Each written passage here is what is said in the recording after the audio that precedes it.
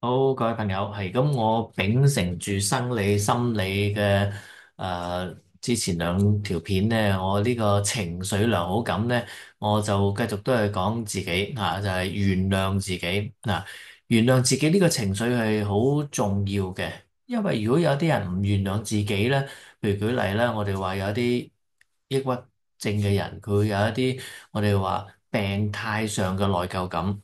即係我哋加咗病態嘅意思，即係話過咗量嘅人，當然有啲時候做錯一啲事情，做一個客觀嘅評估，有時有一啲內疚唔奇嘅。但係意思，如果用到病態咧，就話唔應該怪自己都怪自己啊。咁呢啲其實就會好導致一個人情緒低落嘅。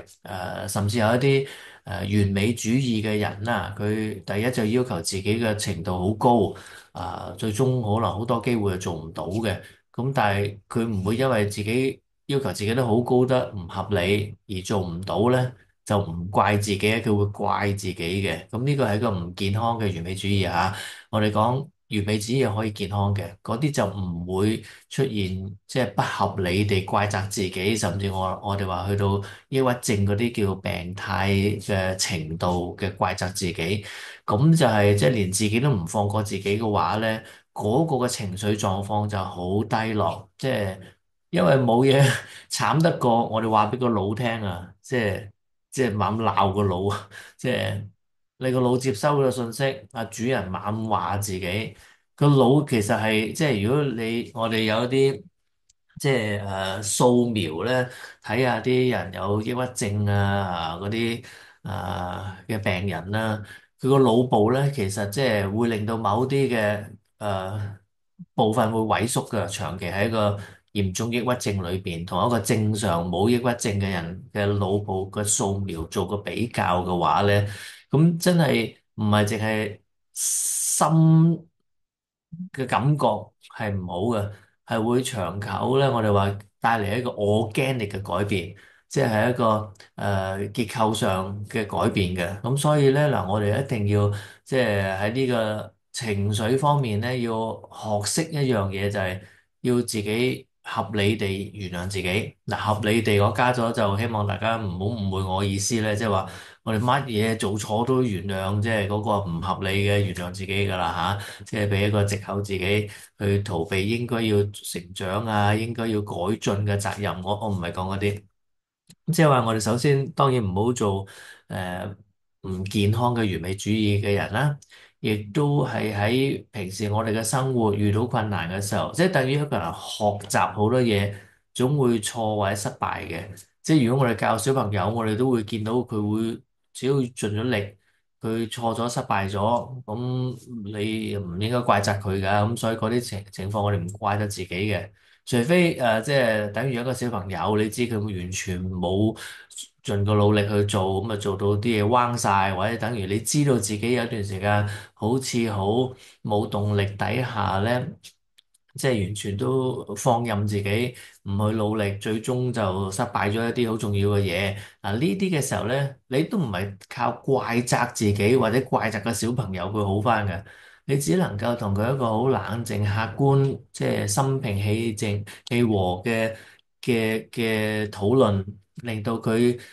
或者佢已經知㗎啦。你唔討論，好多人都知嘅。咁點樣去鼓勵翻，令到佢由冇動機去做好，以至失敗，變成佢慢慢重拾呢個鬥志，有翻呢個動機去做咧？嗱，呢個係好重要啦。鬧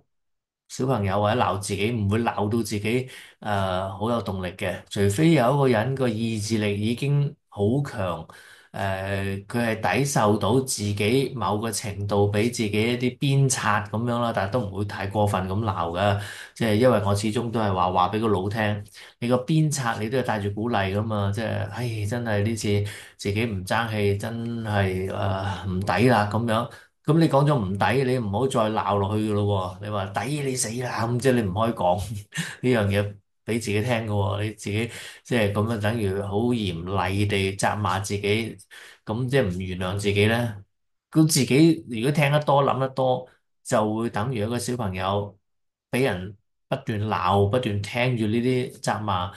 佢唔會有一個好有鬥志嘅反應嘅。一定大部分啦都唔會有嘅，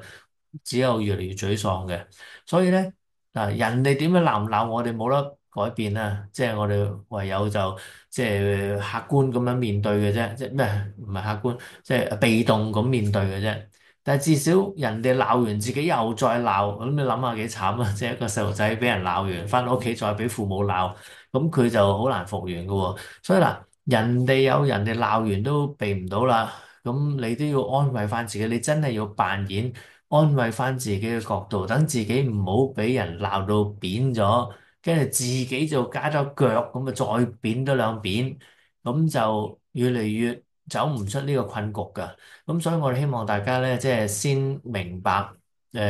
用教細路仔嚟為例嘅啫，即係你對自己應該要愛護、要原諒，適當嘅鼓勵，俾啲動機啊，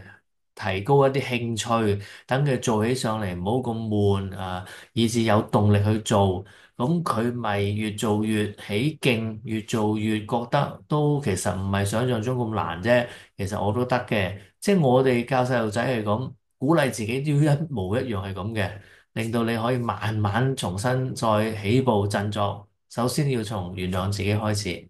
好，呢一集就講到呢度啦，多謝大家。